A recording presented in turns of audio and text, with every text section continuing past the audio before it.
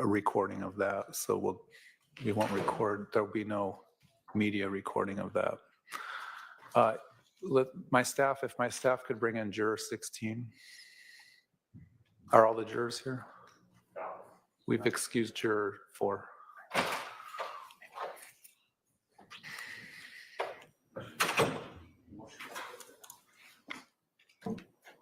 The stipulation?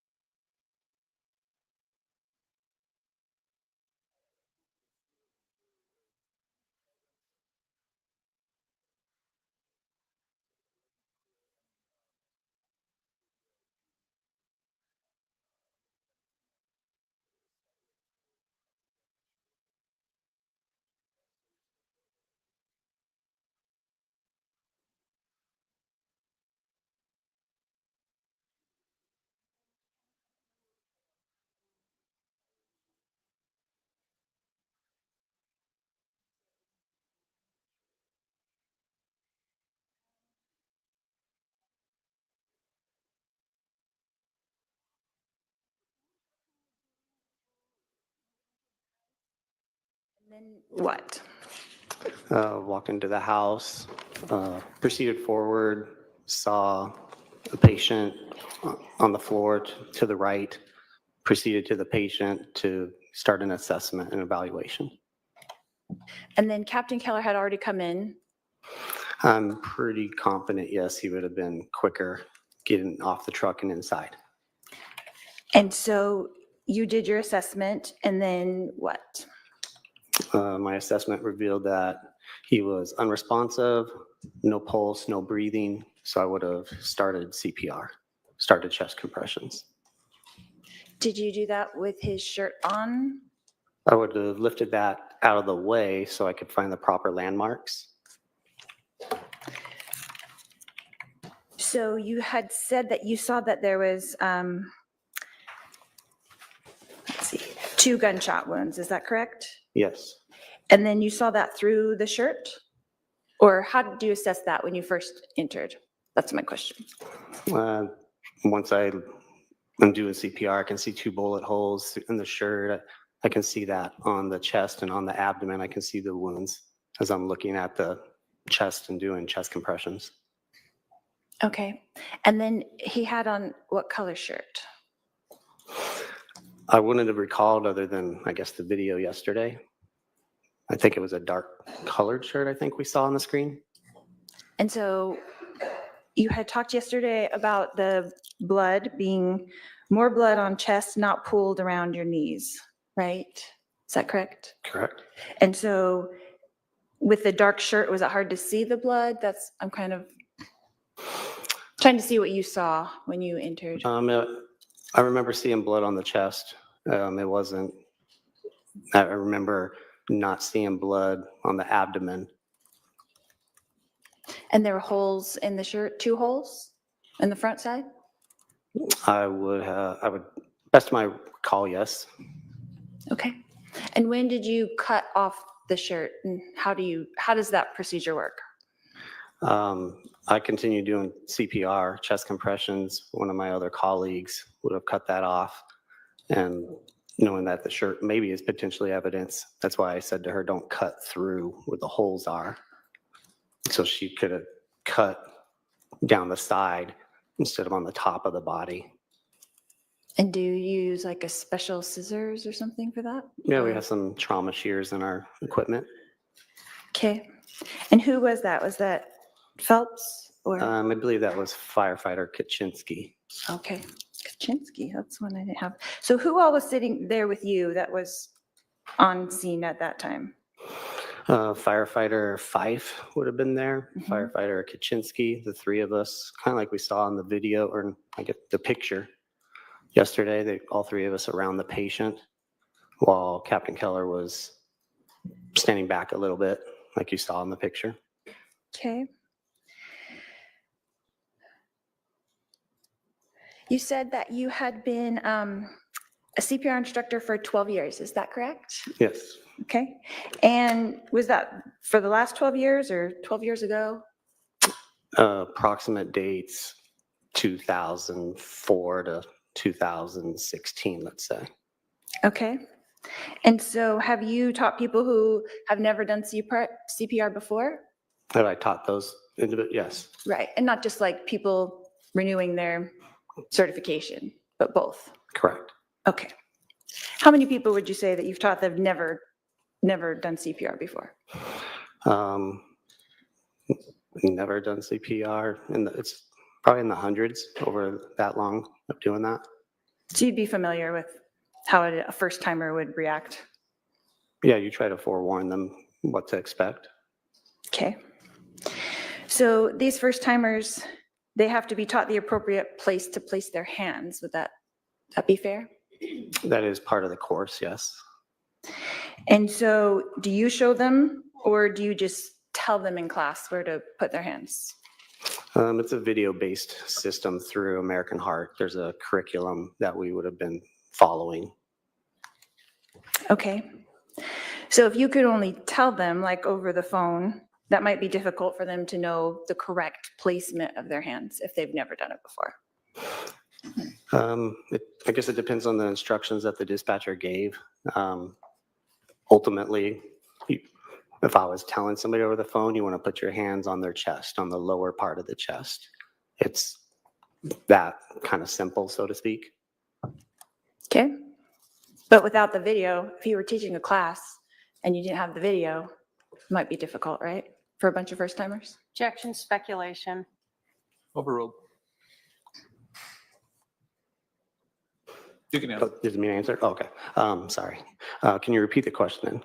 Yeah, so it might be difficult. If you didn't have the video, it might be difficult, for a bunch of first timers to know exactly what to do if you just had to tell them middle of the chest, lower chest. I mean, you could obviously show on a person, you could show on yourself.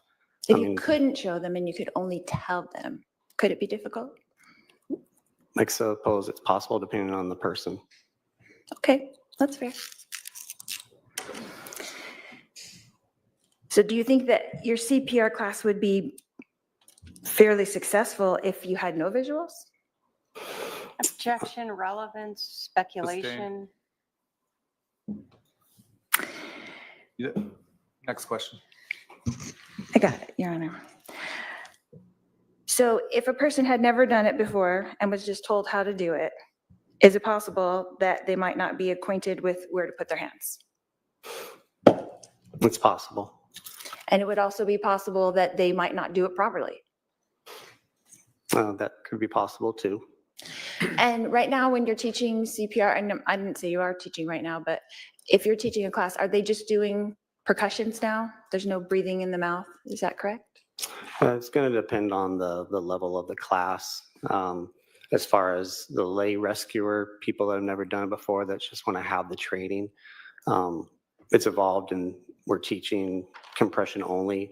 That is a form of CPR now also, just doing chest compressions.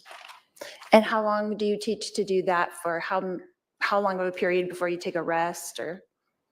Well, it varies depending on if patient is an adult or a child. There are different guidelines that American Heart offers.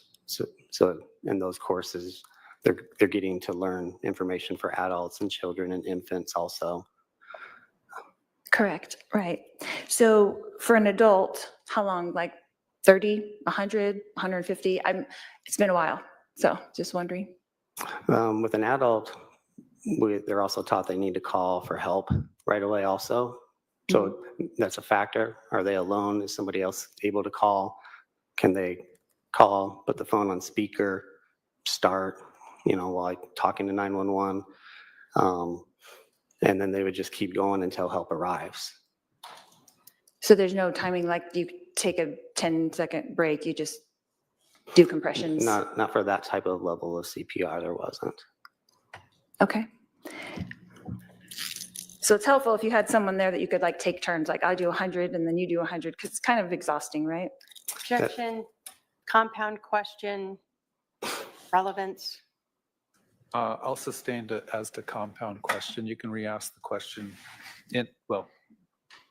ask it in a different way. Go ahead. So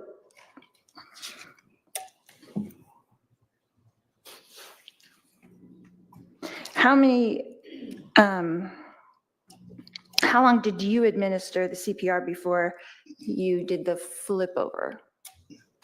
How long do you think that was? Before we rolled him to look at the back, is that what you're- Correct. Yes, that's correct. I would estimate maybe up to a minute. Okay. And then were you counting compressions? Is that what you were doing during that time, or do you not count? You just do it for a certain amount of time? I don't recall if I was counting. I mean, I was doing the chest compressions while waiting for the rest of the team to arrive and for us to continue assessing, see if we're going to continue to work the patient and utilize more equipment. And there were 3 of you there? 4 total, but 3 by the patient. Okay. And then you could take turns, right? Like trade off if you needed to? If we needed to, yes. So that'd be a lot easier than when you're just there by yourself. Would you agree? Yes. Okay. And do you know how long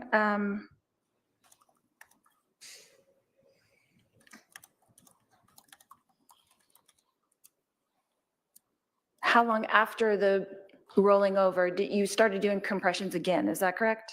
Yes, That's what I had. yes, I believe so. And how long did you do that for?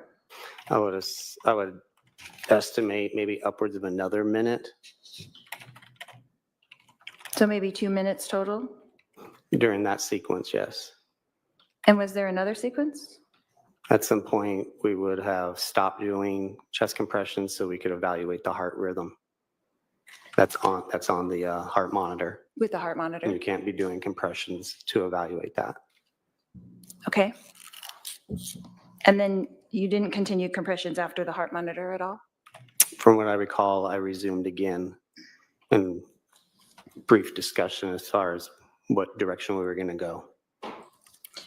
And what were the results of the heart monitor? There was no electrical activity. And how long was the heart monitor applied compared to when you started the first compressions? I'm not sure if I understand the question. Maybe you can reword it or. Sure. How far into your treatment, I should say, did you guys stop and do the heart monitor? I would estimate that the monitor probably was on within 2 minutes of making patient contact. Okay. And how long does that take? To do what? To put it on? Well, yeah, to put it on, get a reading, and decide what you're going to do next. It could take, you got to turn it on, open up a compartment to get the pads out of that compartment. You've got to open that packaging to be able to apply it to the patient's chest area. If the chest is wet, which there's some blood, you need to dry that so it's going to adhere more properly, read more properly. So you could be looking at 30 seconds to a minute possibly of working through that. Okay. And did you have to do that in this case, is remove blood to stick them on? I would assume so, but I was doing chest compressions, so that would have been one of the other two firefighters kind of working through that. Okay.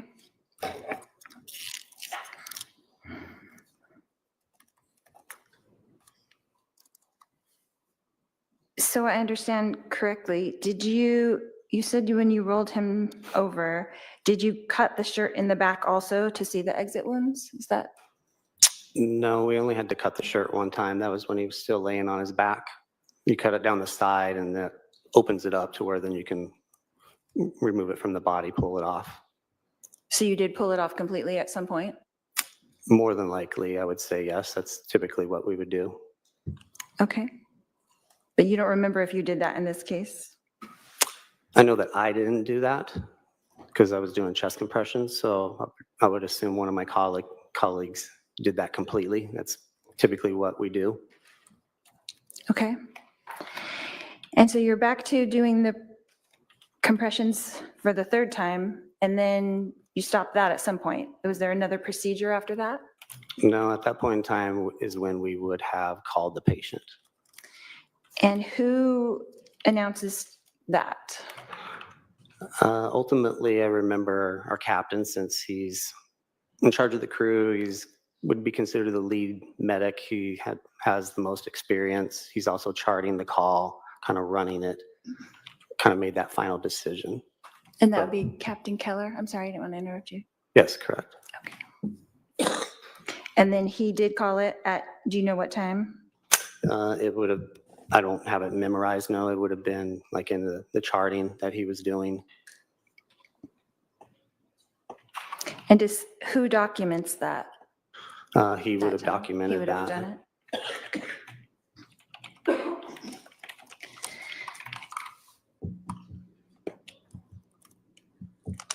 In preparation for your testimony here today, did you review the 911 call at all? No, not in preparation for today.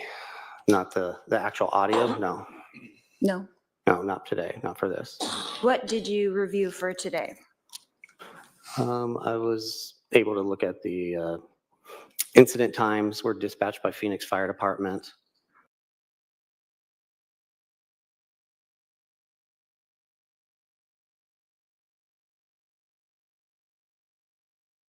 I was able to look at the paper documentation.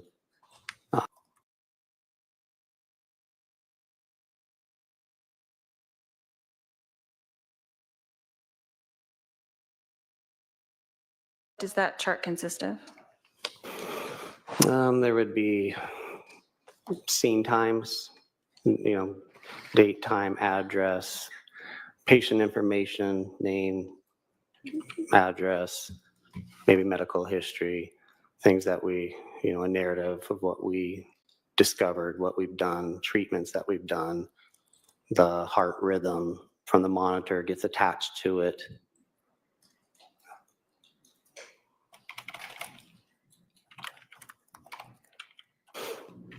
So that would all be in Captain Keller's report? Correct. And you did take a look at that in preparation for today? Yes.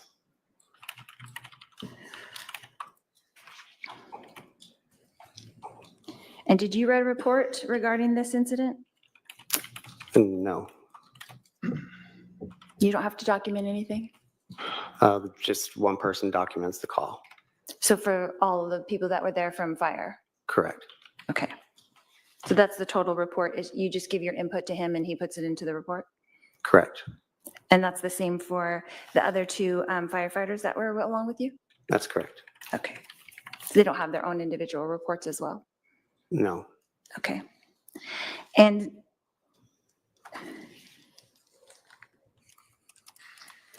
what time were you dismissed from the scene? I mean, we probably only remained an additional 5 to 10 minutes. The chart would have that time. I don't necessarily have it by memory.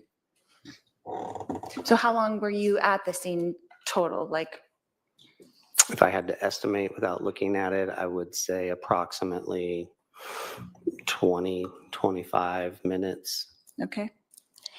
And then you were like the driver of the truck, right? Was that your responsibility? So you Correct. drove in and then did you drive out as well? Correct. Okay. So if you guys arrived around 8:41 or something like that, then you left around 25 minutes later? Would that be accurate? I guess when I was giving that estimate of like the 2025, I was even including like our dispatch time from the time we're dispatched driving to the scene. So if you're wanting to know actual on scene time, it might be closer, instead of the 20 to 25, it might be more of a closer to 20 solid. Like, 20 minutes? yeah. Okay. And is that typical for a call? It can vary depending on the calls. Okay. So what other things did you do in that 20 minutes besides administer to the patient? So I'm including in that time while we're staged around the corner, waiting for PD to arrive, then for PD to clear the scene, for us to drive to the scene. There's the time with the patient, and then there's going to be the cleanup afterwards, removing our equipment, going outside. Maybe the equipment needs to be cleaned, restocked, ready for another call. So when we drive away, we're ready to respond to another emergency and then drive away. Okay. So when you were done with the patient and you were going through that procedure of cleaning, were you in the house or did you exit the house? We'll remove all of our stuff and we'll go outside, typically to the front bumper of the fire truck. And then what do you do? We have cleaning chemicals on the truck that we could get out to, clean our equipment up to reuse it. We've got cabinet with restock to be able to restock anything that might need to be. So we'll take care of those things to be ready to respond to another call. Okay. And while you were out front, did you see Alex on the curb? I did see somebody on the curb, or I don't remember if he was on the curb or standing, but I remember seeing somebody with an officer or officers. I don't recall how many people might have been together. Okay. And did you converse with those officers at all during that time? I don't believe so. I don't really remember conversing with any officers on scene. That would have been more Captain Keller, charting, documenting, kind of getting information from them. He would be able to answer that question. Okay. So did you,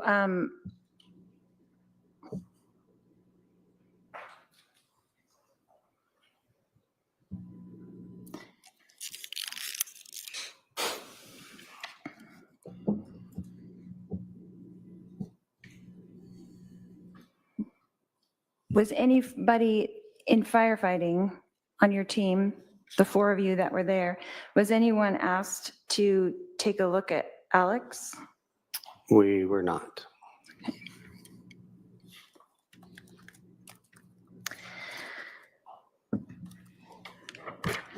Let's see. Have you spoken to the media about this case? Can I object? Relevance? What's the relevance? What is the relevance, Your Honor? Yeah. Just to know how many times he's given testimony? Your Honor, I'm Right, going I'm gonna to, maybe we can Hold on. sidebar. Yeah, I don't want to. All right, let's go on a sidebar.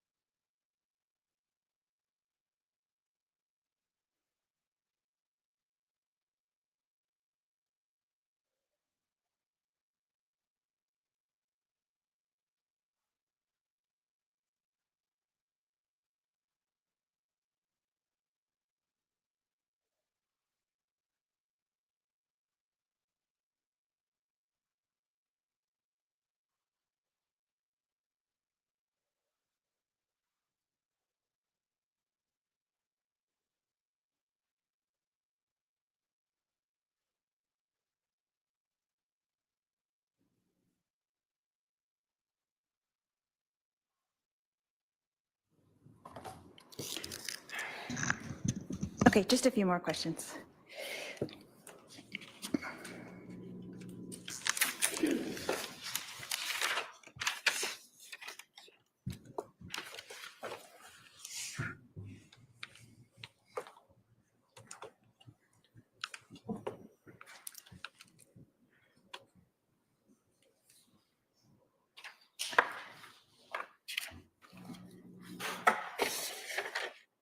Mr. Cowden,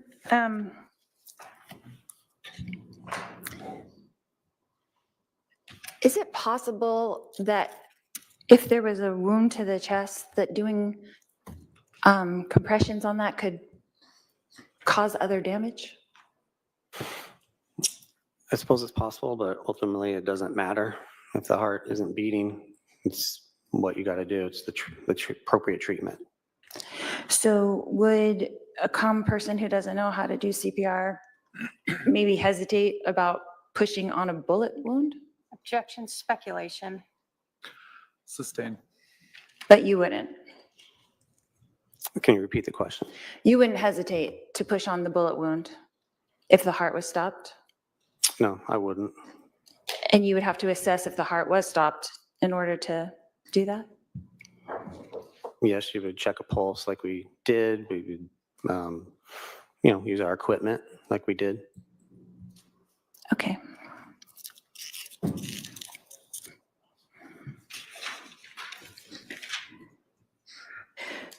So the two wounds that you saw when you first got there, one was in the chest and one was where? In the abdomen, On the right side or the left side? I would be speculating as to how the specific spot or area without actually maybe seeing documentation. Okay.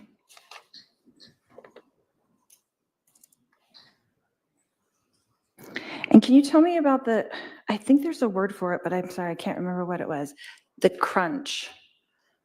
When doing the chest compressions, Correct. I don't know if there was necessarily a certain word that I used, but you feel the sternum crack. I compare it to, like I said before, cracking your knuckles. And how much pressure would you have to apply to get the crack? That could vary, like depending on who you're doing CPR on. Like on an adult male? I mean, it could still vary depending on, the strength of the person doing CPR also. It could vary depending on the size of that adult male also. So I've never seen like any science that might say you got to deliver this much pounds of force or anything. Right, So- like 400 pounds of pressure or something? Yeah, I don't know. Right. Okay, You're just So going to push there isn't- hard. Hold on. so, Sorry. Can't have you talk over one another. So he's finished his answer. Go ahead and answer your next question. so there's no determined amount of pressure, correct? Just hard and fast. When it comes to people doing CPR, for us, we're working as a team. We have equipment that can tell us if we're pushing hard enough. For a person without that equipment, just hard and fast. Okay, that's fair. And then they don't always get the crack, right? It's not always going to happen. If they're doing it forcefully enough, they would. So if they didn't do it forcefully enough, it wouldn't. That is possible, yes. But then when you come in, the professionals, and you apply the correct amount of force, then you would hear the crack. Yes, And is that possible that that happened in this case? it is possible. Okay, no more questions. All right, redirect.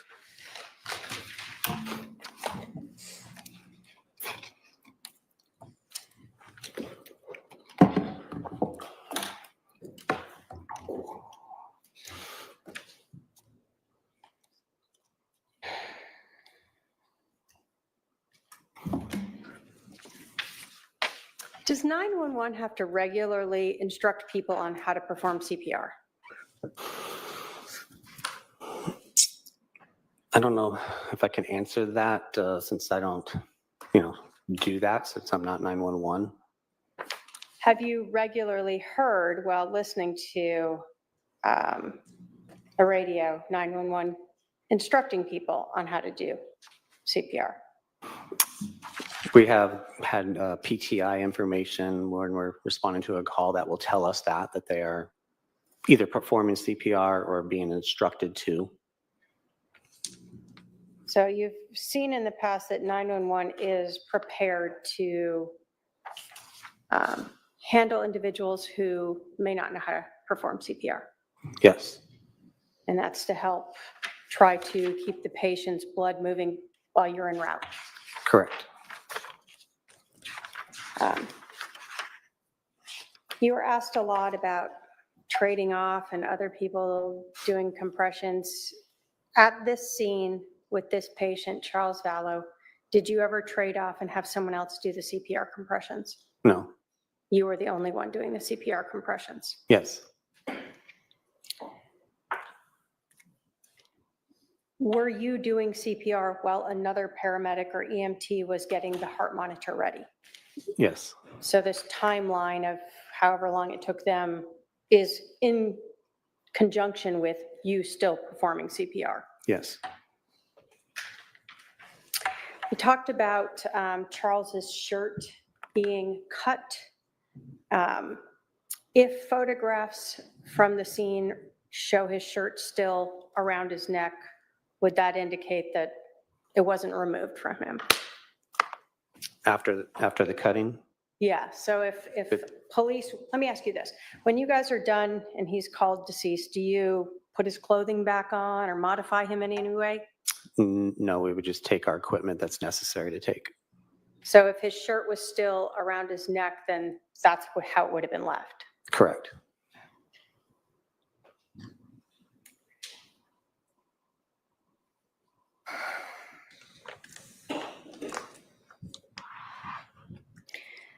You were asked about whether or not you should perform CPR on a person who has a gunshot wound. Is there any reason why a person with a gunshot wound would not need to have blood circulating through their body to bring oxygen versus some other type of injury? No, Is the whole point of CPR to make sure that blood is circulating to get oxygen to their brain yes, so that they don't go brain dead? yes, And you said that ultimately it wouldn't matter if you cause more injuries because if they're brain dead, who cares, right? correct.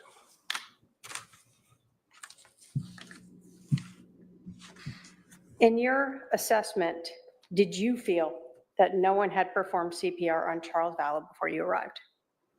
I had felt that, and I do know in my testimony to Chandler PD, I had stated that, or it's probably in my testimony that it was not efficient or something to those lines, but I felt like no, it had not. Okay, you felt like no, it had not been done. Correct. Thank you. I have no other questions. All right, I see at least one juror question. We'll go on a sidebar. Please, if you're a juror and you have any additional questions, pass down your question to the basket.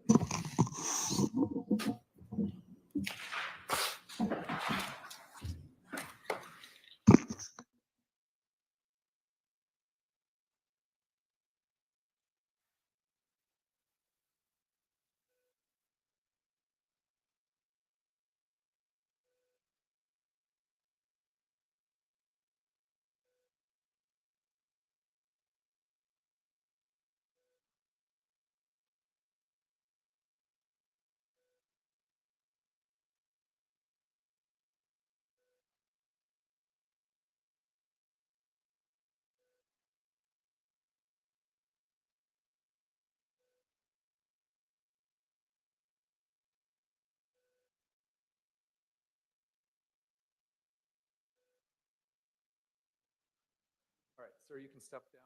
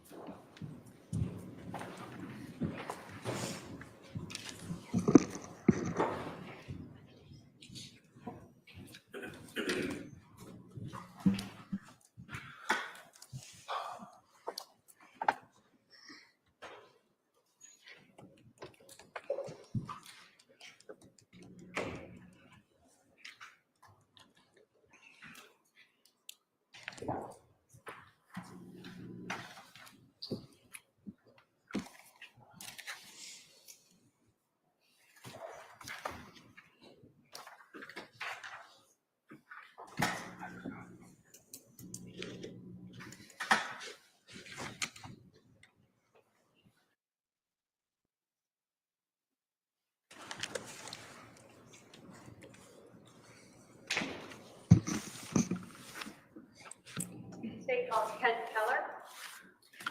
All right, sir, you're going to come on up here. You're going to stand right here and be sworn in.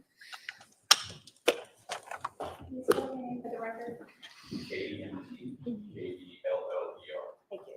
Please raise your right hand. You do solemnly swear the testimony you're about to give will be the truth, the whole truth, and nothing but the truth, so help you God. All right, you're going to come up this ramp over here and have a seat to my left.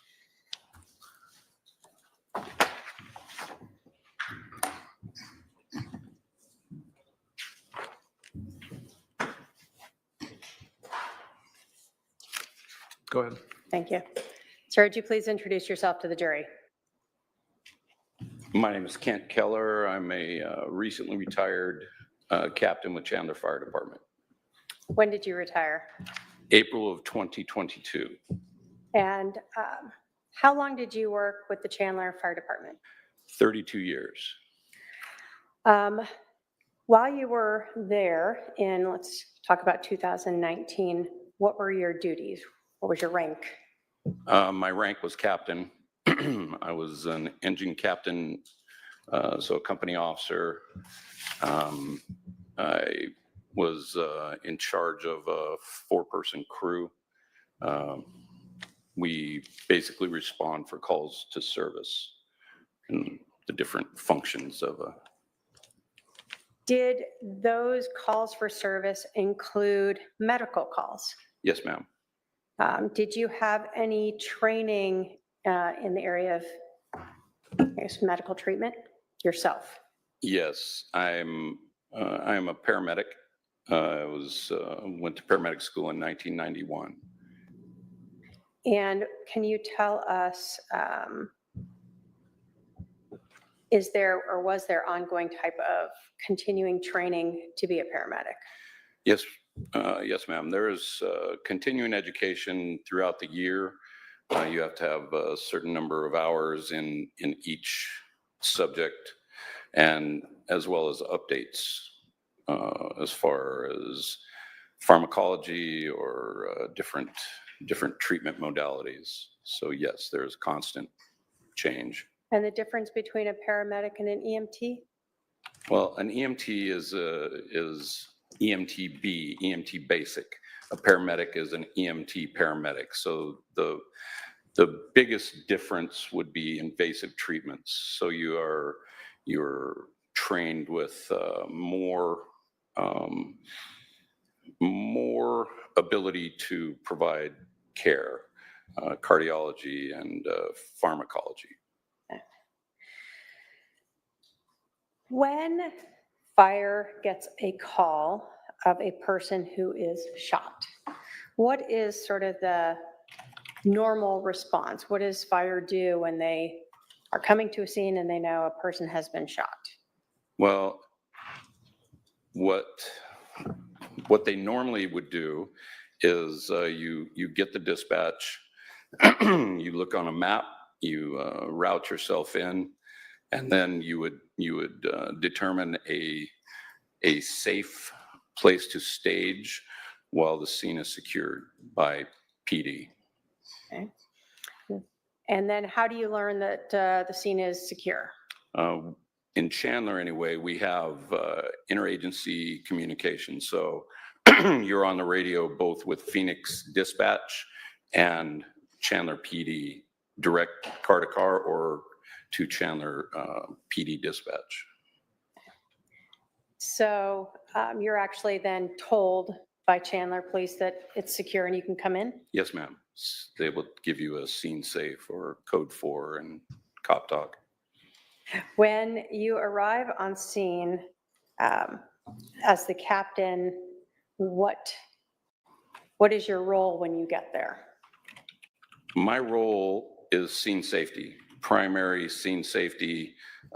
That's rule number 1 in everything that we do. And in other words, as I arrive on scene, I'm going to make sure with PD that there are no more threats for our crew and get direction to where we need to do treatment.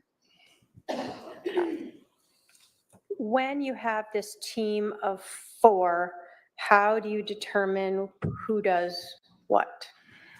Well, I mean, that's individual crew training, and some crews might have specific jobs. Ours is more of a fill and flow as you come to, I guess I should say, one person is charting, one person is going to be the paramedic in charge of the call. So he's running the call. His job is bigger picture.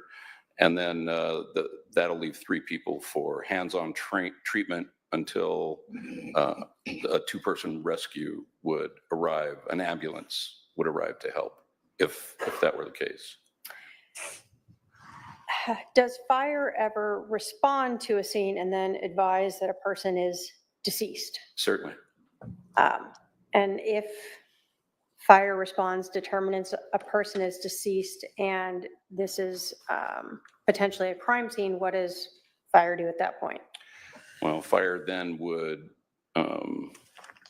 pick up their gear and leave without disturbing that scene as much as possible. I mean, we have gear, we spread out our gear when we get to a patient. You know, we have monitors and drug boxes and trauma treatment boxes. So as soon as it's determined that the patient is not viable, then you would pick up that gear and leave the scene. What you don't want to do is interfere with any investigation going forward. And even when you are working on a person, are you trying to limit impacting the scene itself to the best of your ability? Yes, our job would be to determine if treatment is necessary and then do that treatment regardless. But yes, what I should do, what the captain or whoever that paramedic should do that has the larger picture would be to try and minimize any disturbing of the scene. But obviously, taking care of the patient is the primary focus, even if that causes the scene to be disturbed. Yes, ma'am. Were you working on July 11th of 2019 around 8:30 in the morning? Yes. Do you recall responding to a shooting at 5531 South 4 Peaks in Chandler? Yes. When you responded or first went to this scene, did you guys stage like we've discussed? Yes, ma'am. And you advised that you're being provided information from 2 different sources? Yes, our primary source is Phoenix Dispatch. But yes, you are able to monitor Chandler PD as well. Is Phoenix Dispatch 911? Yes, ma'am. Okay. So you're getting what's coming in from 911. Are they relaying information to you? Yes. Are things like whether or not the patient is receiving CPR something that is very relevant to you? Yes. In this case, did you receive any information regarding that? Yes. We were told that CPR instruction had been given and CPR was in progress. Does 911, in your experience in over 30 years, are they able to provide instruction for lay people who may not know how to do 911 or not know how to do CPR compressions? Yes, they are actually certified to do that. They train and are certified to give that instruction over the phone. So even though it's only verbal, they've been trained to how to present that to a person over the phone. Yes.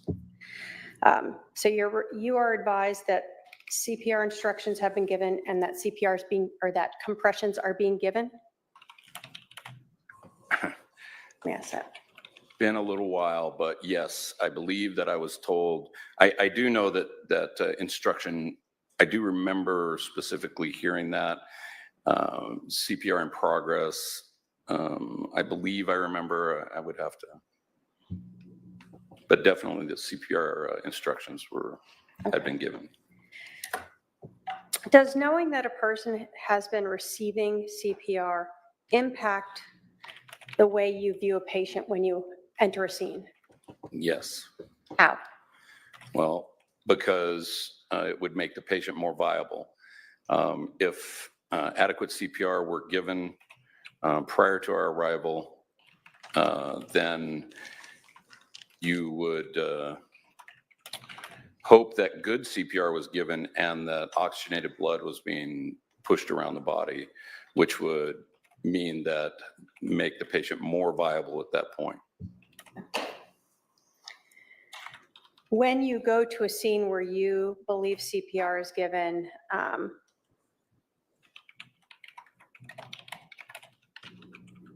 such as this one, was that one of the things, I guess, that was part of your decision-making as you are assessing this patient? Yes. Can you talk to us about when you entered this residence, what do you recall? When I entered the residence, I recall thinking that the house seemed empty, like it was either being moved into or moved out of. So there was no furniture or anything. We had a clear path to where the patient was. And I remember thinking that there's very little in this room other than the patient. Okay. Did you notice at any point some items around the patient? The only thing I remember being around the patient was a baseball bat and a ball cap. And do you recall at this point where those items were in relation to him?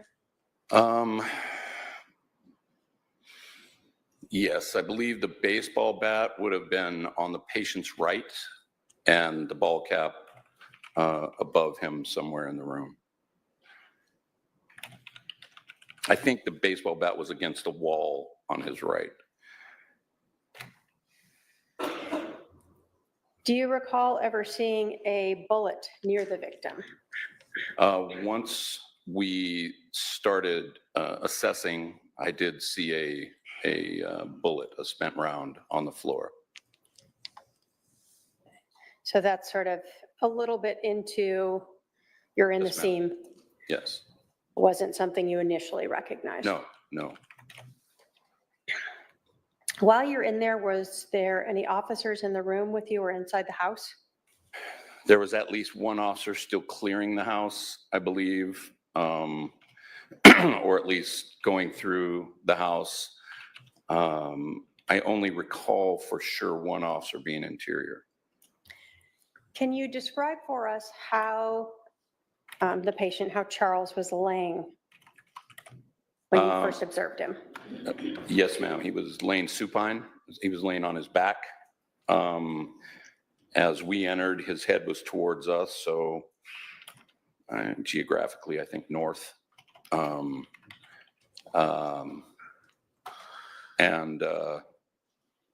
So that's how he was laying supine. Do you recall anything about his arms or hands where they were?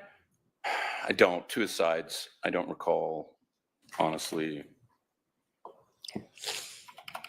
Did you observe any injuries to Charles, this patient? Yes, he had evidently a gunshot wound to his center chest. Hole in the shirt and a small amount of blood. Did you recall or notice anything about where the blood was pooling from that shot to the chest? At that time, I did not, because we have to expose the patient, and the so he's a big guy, so he had a small amount of blood above his sternum. I'm showing you Exhibit 3 that's previously been admitted. Does that look like? If it adjusts a little bit, but Okay. you can attempt. Yes, ma'am. Go ahead. Are you able to see that there? Yes. Kind of. Does this look like the patient that you were working on? Yes. And in this, do you see the blood pooling in Exhibit 3 there? Yes. Is that sort of what you were talking about? Yes. Here in around the collarbone So there's a divot here that Would you describe this patient as a fit man? he seemed to be, yes.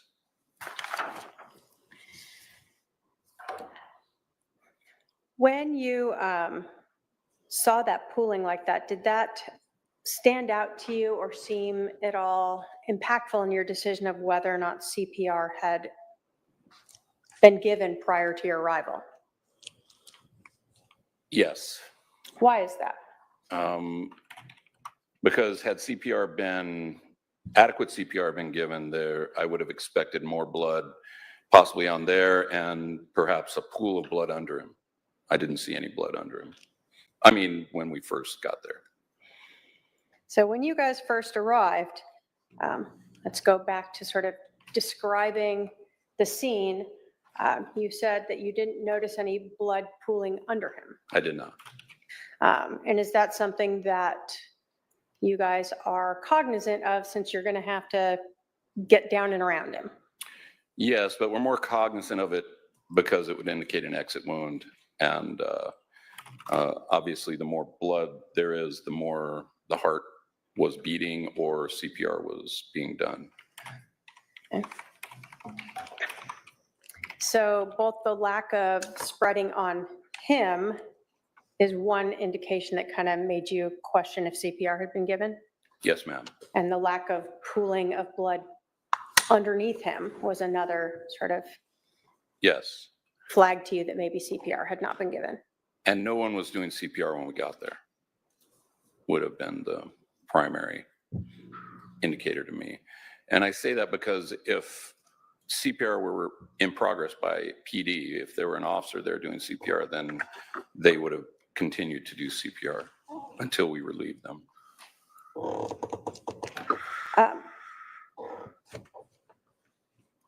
If a person is shot and deceased and you start giving them compressions, can you still push blood out of those wounds? Yes, ma'am.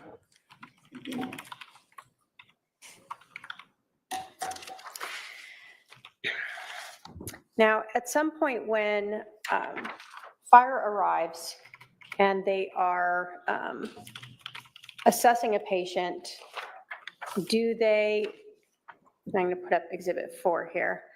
Do you need to try to remove any garments that might be around those potential gunshot wounds? Yes, you would expose the patient. Why is that? Well, because you don't know for sure how many gunshots there are. You check for exit wounds. Some gunshot wounds, some entry wounds are minimal. You wouldn't see them. You know, you could go through a shirt and not see them. So you expose the patient. Okay.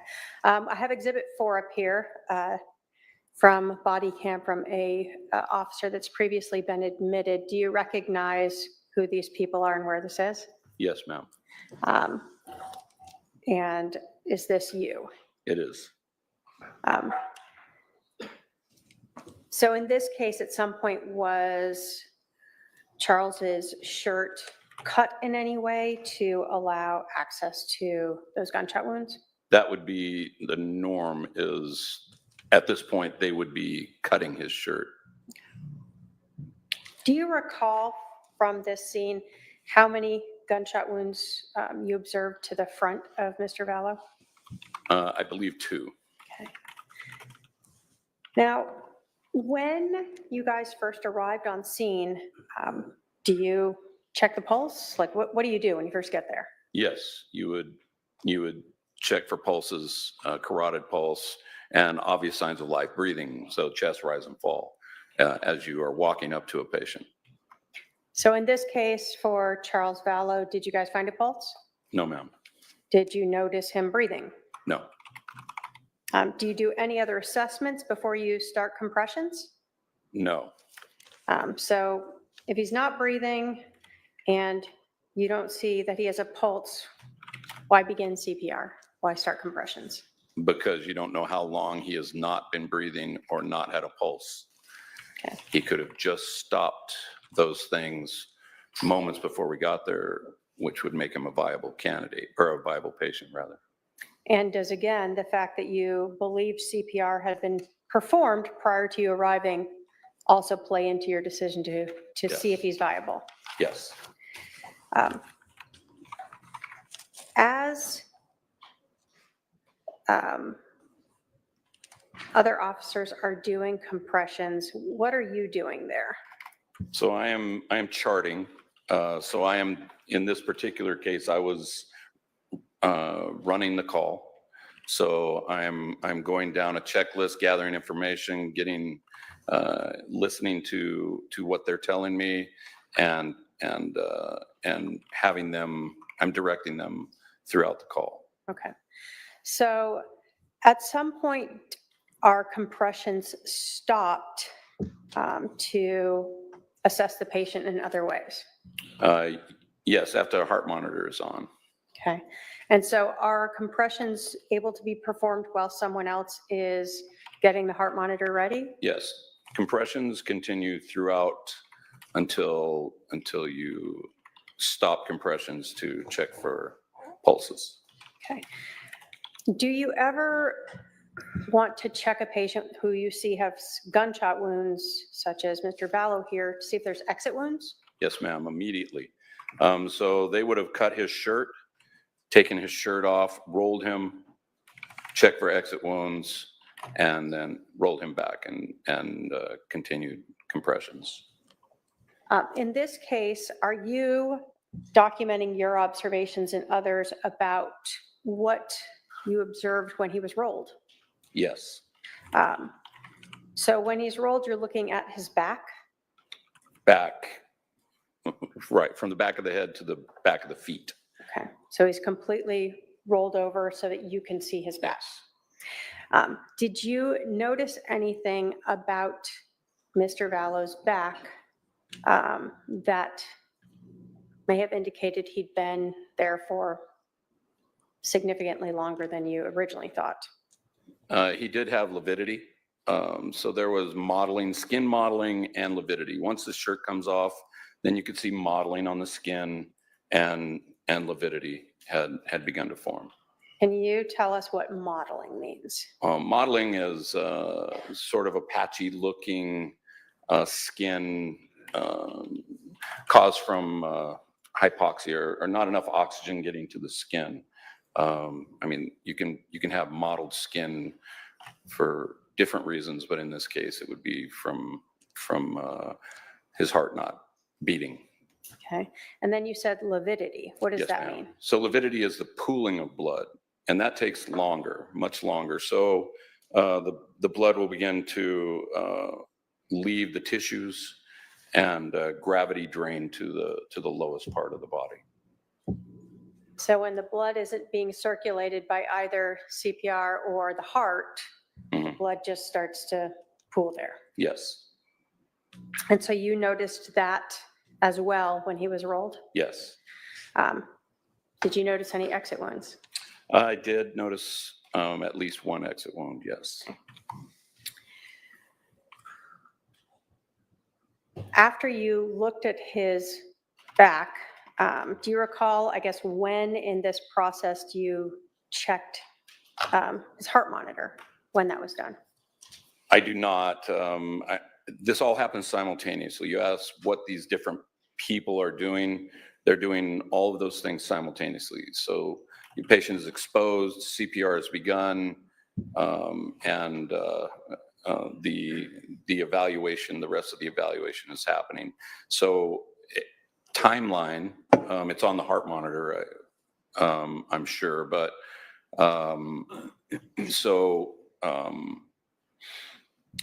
a lot of it happens simultaneously. That answer the question? You asked that again? I'm I sorry. believe so. Do you recall what the heart monitor results were? Asystole. No electrical rhythm in the heart. Flatline for. Do you ever look at a patient's pupils? Yes, ma'am. Always. What's that for? Because if it's just a brain function. If you shine light on pupils, they react. When the brain stops to function, hypoxia sets in, the pupils will dilate and remain fixed, so they won't change. They're non-reactive to light. What did you see with Mr. Vallow? They were fixed and non-reactive. So we heard about the pooling of the blood on Mr. Vallow when you first arrived. As CPR was being done, did you notice any blood being pushed out of his body? A little bit more. Again, he is on his back. Exit wound was in his back, but yes, we increased the amount of blood under the patient by doing CPR. When you first arrived, did you notice any active bleeding? No, ma'am. What's the relevance of no active bleeding? No heartbeat.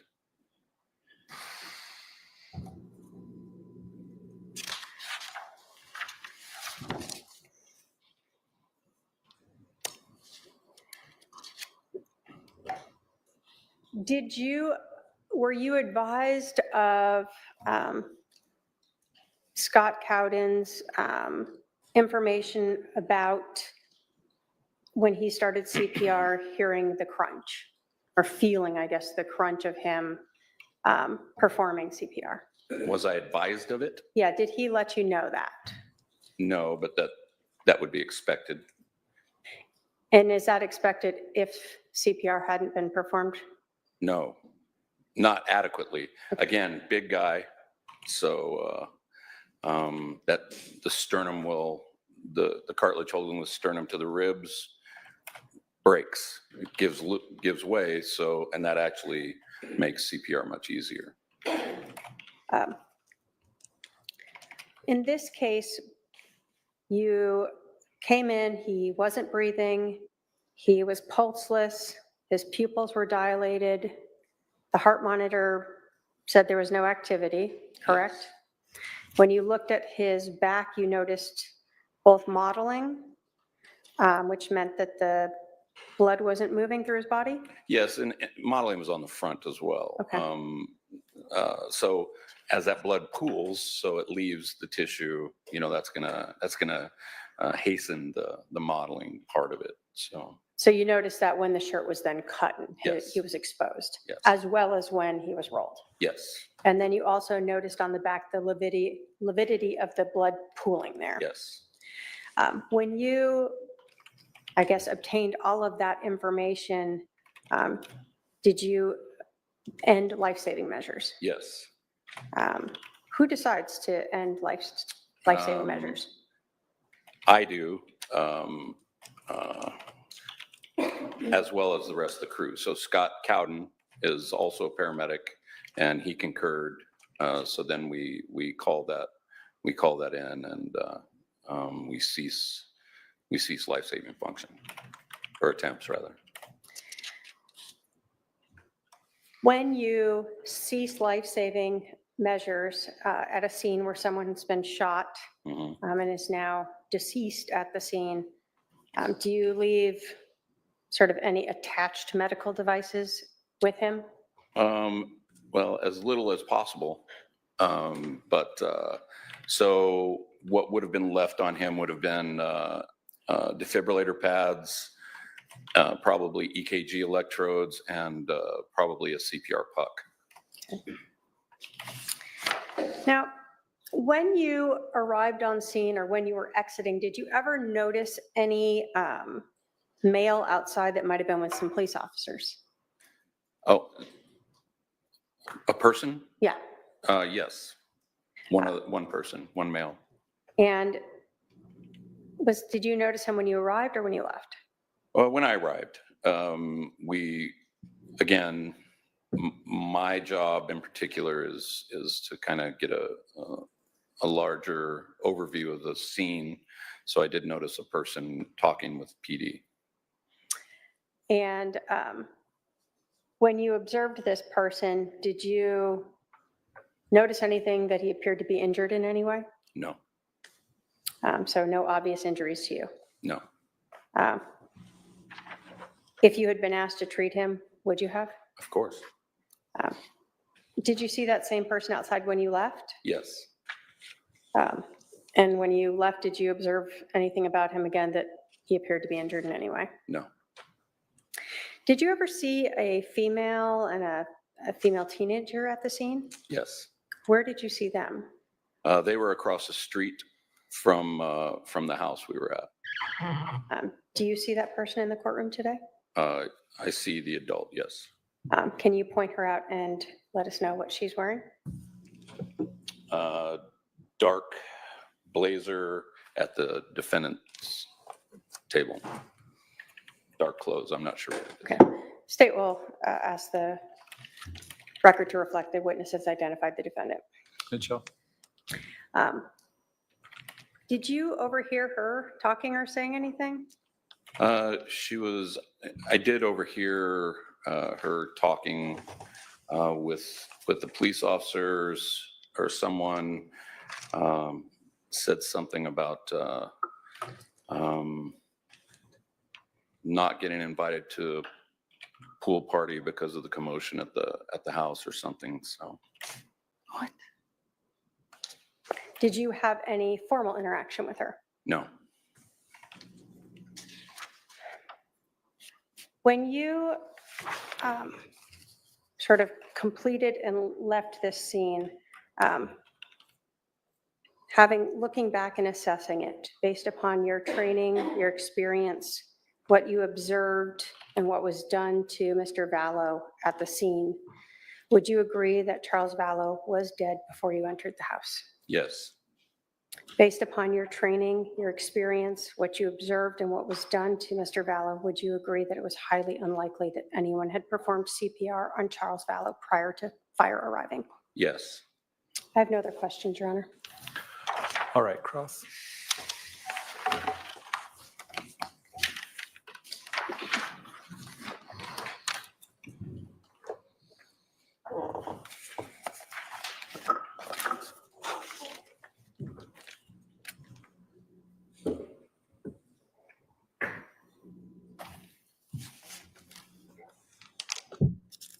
Captain Keller. Yes.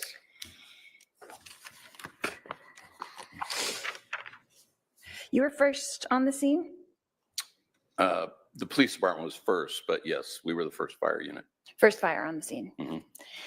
And can you explain to us what staging is exactly? I'm not really sure. Sure.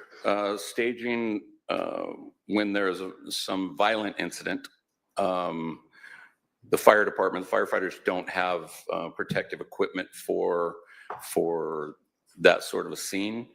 So we will go to a place where close to whatever the dispatched address is, that we would be a place of safety, but close, so that as soon as the scene is made safe by the police department, then we would enter into the scene.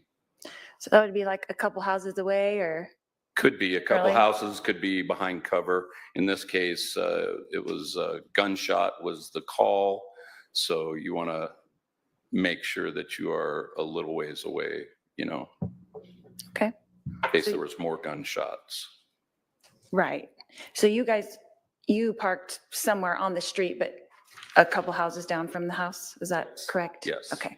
And then part of that staging is you stay there until you get the all clear? Yes, until the police department says that it's safe to enter the scene. Okay. And you were wearing body cam that day? No, we don't wear body Oh, cams. you don't wear body cam? Okay. You were just that was a picture from you on the body cam? On one On of the someone police else's officers. body cam? Yes. Okay. Okay. Do you use any instruments to obtain current body temperature? Do you No. guys have an instrument for that? No. No? Would that help you give a more approximate time of calling a time of death? It wouldn't help me. I'm not trained to do that. So we don't have that. It's not within our scope of practice to determine that. It's not part of paramedics training? No. Okay.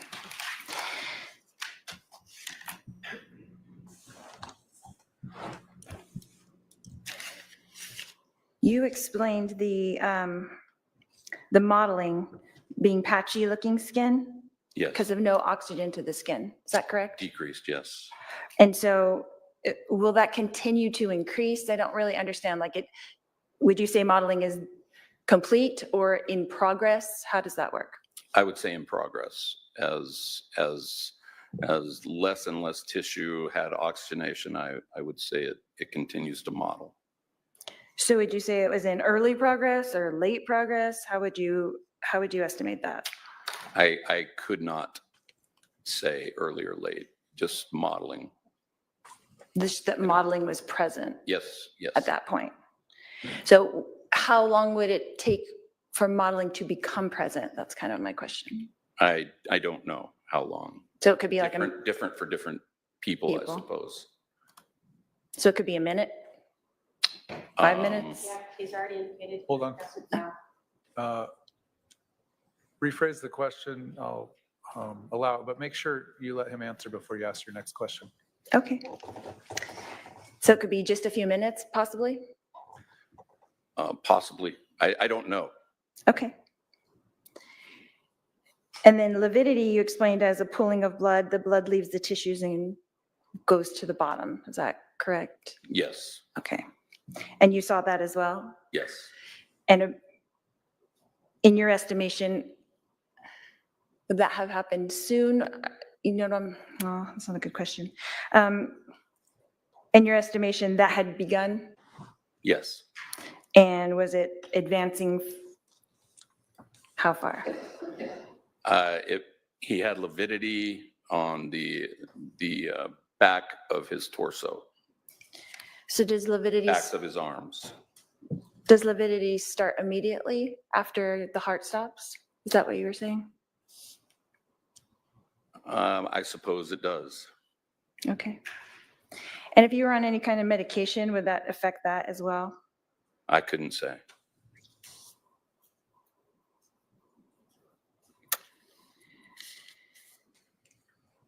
And what time of death did you document? You were making the document, is that correct?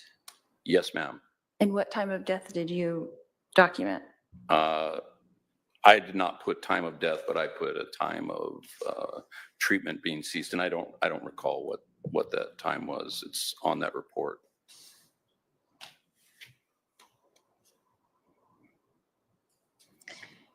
And you had stated that you were listening to dispatch on the radio, is that correct? Yes. So were you listening to the actual 911 operator speaking? No, whoever is calling, if you call on the phone to a 911 operator, they would give that information to a dispatcher who would then dispatch a call with the pertinent information. Okay, so you were getting kind of updates as it went along? No, you get the initial call, and then if it were pertinent for us, like the scene is secure, PD says the scene is secure, go in, then we would get that. PD would call dispatch, and dispatch would then call us. Okay, so were you aware at all that they had asked him to come outside? No, Okay.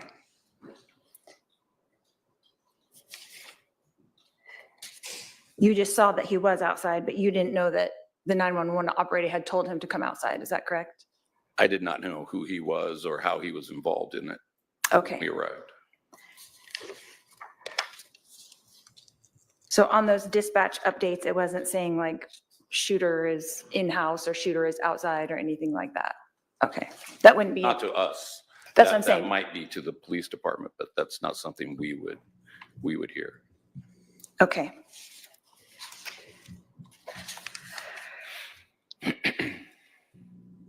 In this case, Captain Keller, do you know for a fact that CPR had not been given? I do not know for a fact. And do you know for a fact that CPR had been given? I know for a fact that we gave CPR. Prior to your coming in? No. No further questions? All right, redirect.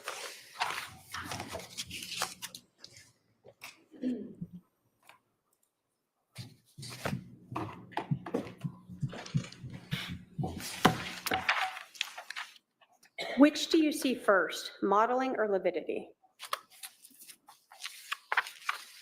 when the heart stops and the blood is no longer pumping. Modeling. Okay. I would expect to see modeling first. And you told us, I think on direct, that lividity is something that you see much later. Yes, I would expect that, yes. Have you treated patients before within a few minutes of their heart stopping? Yes, Do you see lividity in those people? no, Do you see modeling in those people? no. You see skin conditions change in those people, gray or cooling, moist, moisture, but not modeling or lividity. So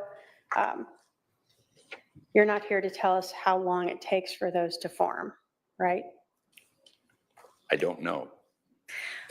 All you can tell us is that it's something that you see in patients who are deceased Yes, and have been deceased long enough, whatever time period that is, for that to happen. right. It is an indication of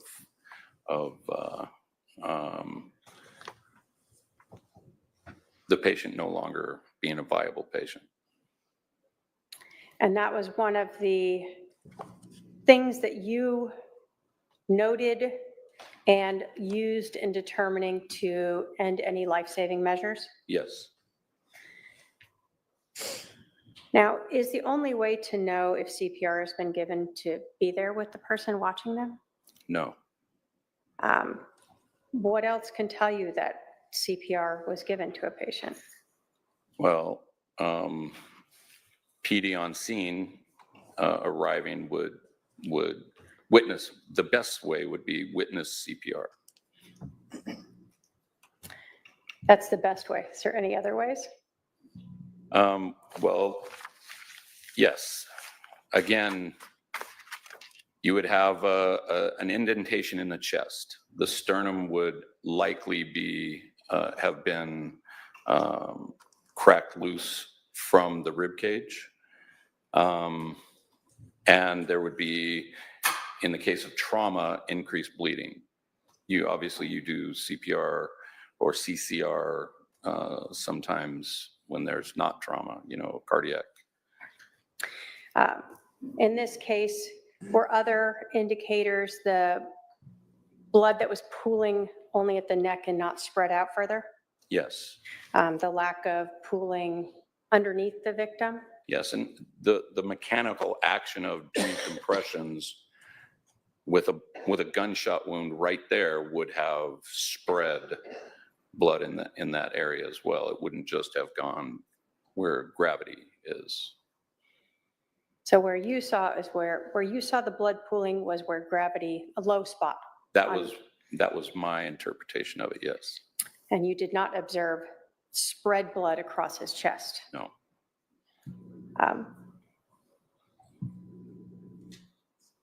Would ongoing CPR movement of the blood through the body have also limited the modeling you may have seen?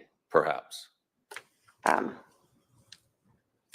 Ultimately, is it your opinion that it is unlikely that CPR was given to this patient prior to fire arriving? Yes.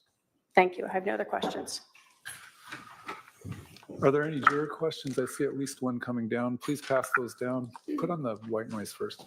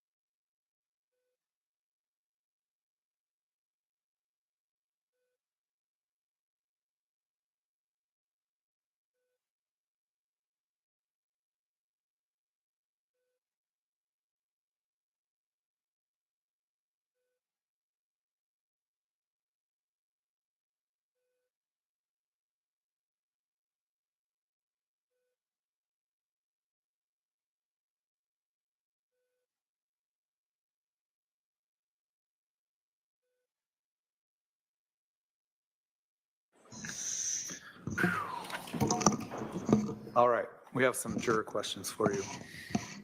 Was there any attempt to gain venous access to administer medications to aid the heart and functioning, i.e. ephedrine? If no, why not? It's not indicated for trauma. It doesn't, if there's no blood to pump or the heart has stopped pumping, increasing how fast the heart pumps with ephedrine would do nothing. So in trauma, it is not indicated. Was ACLS protocol followed? Yes. Was there a physician patched in? No, there's no patch required for cessation of treatment. It is part of our ability and part of our training to determine non-viability. Are fire department personnel allowed to call a patient's death? Yes. However, time of death is a different thing if that's what you're asking. In other words, we are allowed to stop attempting to do life-saving treatment if it's merely a recovery. So does that answer? Well, what I'm going to do is I'm going to have if the defense, first of all, let me check. Are there any other juror questions for this witness? I don't see any. The defense can follow up based on those questions if you want. No questions, Your Honor. All right, how about the state? Just a couple. Sir, when would you use ephedrine? Well, if you had just asystole, but it was a cardiac-based code. If the heart had stopped due to some disease state, electric shock, for instance, you would use epi. Are you saying epinephrine Yeah, is what yeah. you're saying, right? When you're looking at whether or not to push drugs to try to get the heart to restart, you're looking at the type of trauma that caused the heart to stop. And how long it's been since the heart stopped. So in a place where you said there is trauma, meaning like a gunshot wound? Like a hole in the vessel, yes. So that is treated differently than if someone has a heart attack and. Yes, yes. You were asked about. These are all algorithms, protocols that are given for us to operate on scenes under medical control to whoever asked about the patch. What is then the ACLS protocol? Advanced cardiac life support. And it's just, again, it's a flow chart. Are there obvious signs of death? Yes. Stop CPR.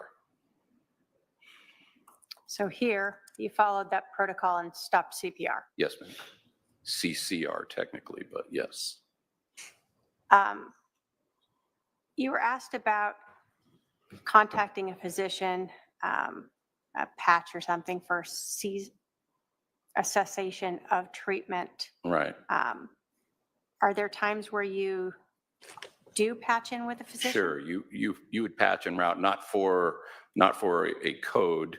You would patch en route and give a doctor, or actually it would be a nurse answering the phone, but you would let them know what you have and what treatment you have given and what treatment you are going to give en route to their facility to continue care. We are primarily to stabilize and turn over the patient, making it more viable for a rescue. So when you terminate treatment because a patient is not viable, you cannot revive them, you don't need to talk to a doctor about that. No, you you need to call in that you did it. So there would have been a patch after that, but you don't have to call in to cease treatment. So you don't need a blessing by a doctor to stop life-saving treatment? Well, no, we have the blessing through our certifications and through our training. So we are operating under a doctor's license at any time we are operating. So that doctor or this group of doctors usually understands our training level and agrees to trains us to make that decision, yes. And so ultimately, as a paramedic, you have the authority to use that protocol to determine when you are no longer able to revive or Yes. save the life of a patient. Cease life-saving functions, yes. And that's what you did here. Yes, ma'am. Thank you. I have no other questions. All right, you can step down. We're going to take our lunch recess. I'll remind the jury of the admonition. We will resume at 1:30 p.m. All rise for the jury.